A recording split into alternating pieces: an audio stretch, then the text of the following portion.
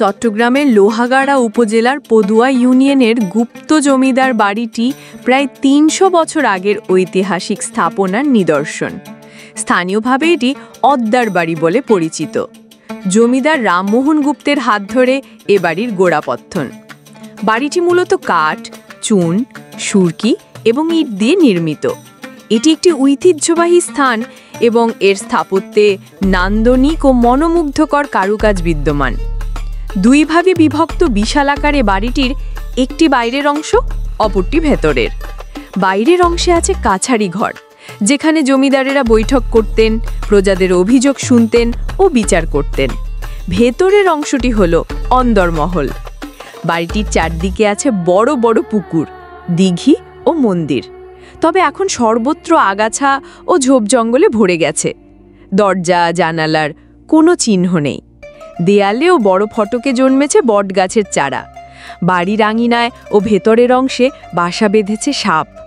কথিত আছে একসময় ওই বাড়ির সামনে দিয়ে কেউ কখনো জুতা পায়ে ছাতা মাথায় দিয়ে হাঁটতেন না। স্বয়ং ব্রিটিশরাও এই জমিদার বাড়িকে সম্মান জানাতেন। ইতিহাস ও স্থানীয়দের তথ্য মতে এই জমিদার বংশধররা ময়মনসিংহ জেলা থেকে চট্টগ্রামের লোহাগাড়া এসে বসতি স্থাপন করেন। তখন এই এলাকাটি আরাকান রাজ্যের অধীনে ছিল এবং এখানে একচেটিয়া আদিবাসীদের অর্থাৎ মং, চাকমা ইত্যাদি জনগোষ্ঠীর বসবাস ছিল। তখন তারা বাঙালিদের ওপর অত্যাচার করত। তাই মং, চাকমা ও অন্য আদিবাসীদের এই এলাকা ছাড়ার জন্য রামমোহন গুপ্ত হিন্দু ও মুসলমান বাঙালি জাতিকে নিয়ে আদিবাসী হটাও আন্দোলন গড়ে তোলেন, যার পরিপ্রেক্ষিতে তারা একসময় এই এলাকা ছাড়তে বাধ্য হন। এর ধারাবাহিকতায় রামমোহন গুপ্ত হিন্দু ও মুসলমান বাঙালি জাতির কাছে একজন প্রিয় ব্যক্তিত্ব হয়ে ওঠেন এবং সবার বিপদ আপদে সাড়া দিতেন। তার সঙ্গে একসময় এক মুসলিম মহিলার পরিচয় হয়, যার সঙ্গে তিনি ধর্মবনের সম্পর্ক গড়ে তোলেন। হঠাৎ একদিনের মহিলা স্বপ্নের মাধ্যমে গুপ্তধনের সন্ধান পান। তখন তিনি তার ধর্মভাই রামমোহনকে নিয়ে উক্ত গুপ্তধন উদ্ধার করেন। তবে তার আপন কেউ না থাকাতে ধর্মভাই রামমোহনকেই সব সম্পদ দান করেন। আর এই বিশাল সম্পদ দিয়ে রামমোহন গুপ্ত তারই জমিদারির সূচনা করেন। এরপর তিনি ও তার বংশধররা জমিদারি প্রথা বিলুপ্তির আগ পর্যন্ত জমিদারি পরিচালনা করতে থাকেন। রামমোহন গুপ্ত ছিলেন অত্যন্ত প্রজা হৈতৈষী জমিদার। তিনি তার প্রজাদের জন্য অনেক উন্নয়নমূলক কাজ করেছেন। অনেক মসজিদ, মন্দির ও শিক্ষা প্রতিষ্ঠান তৈরি করেছেন।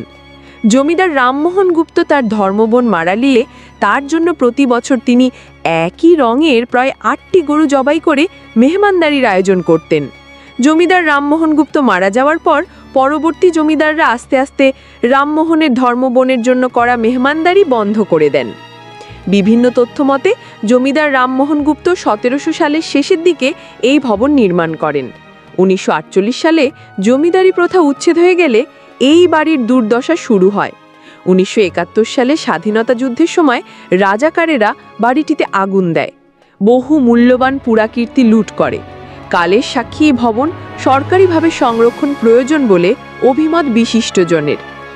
প্রায় ১০ একর জায়গার উপর ১২০ কক্ষ বিশিষ্ট একটি ভবন, কাছারি ঘর, নাচঘর, শিক্ষা প্রতিষ্ঠান সহ অনেক কিছু এখানে তৈরি করা হয়েছে। ১২০ কক্ষের বাড়িটিতে এখন মাত্র ২০টি কক্ষ অবশিষ্ট রয়েছে।